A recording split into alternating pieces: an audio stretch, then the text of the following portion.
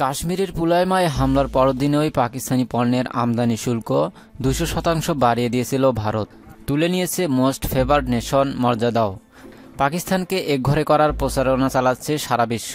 সেনাবাহিনীতেও শুরু হয়েছে যুদ্ধ প্রস্তুতি। 140টি যুদ্ধবিমান নিয়ে পরদিন রাতেই পাক সীমান্তে মহড়া চালায় বিমান বাহিনী।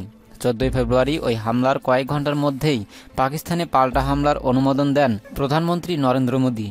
এবার জাতশত্রু পাকিস্তানকে পানিতে মারার হুমকি দিলেন দেশটির পানি সম্পদ মন্ত্রী নীতিন গডকরি।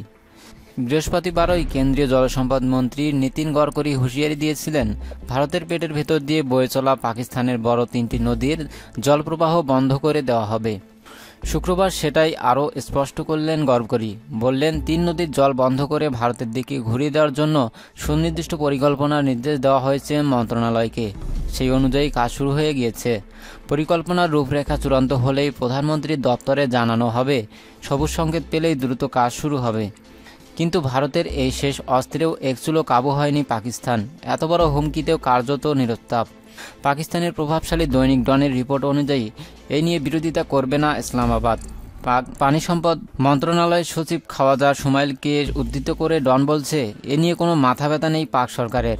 আন্তর্জাতিক পানি চুক্তি যদি 3 নদীর জল পাকিস্তানের দিকে আসা বন্ধ করে ভারতে ঘুরিয়ে দেওয়া সমর্থন করে, তাহলে তাদের কোনো আপত্তি নেই।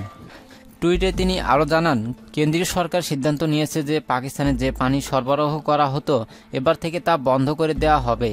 আমরা পূর্ব পারের নদীগুলোর পানির দিক পরিবর্তন করে দিয়ে তা জম্মু কাশ্মীর ও পাঞ্জাবের বাসিন্দাদের সরবরাহ করব।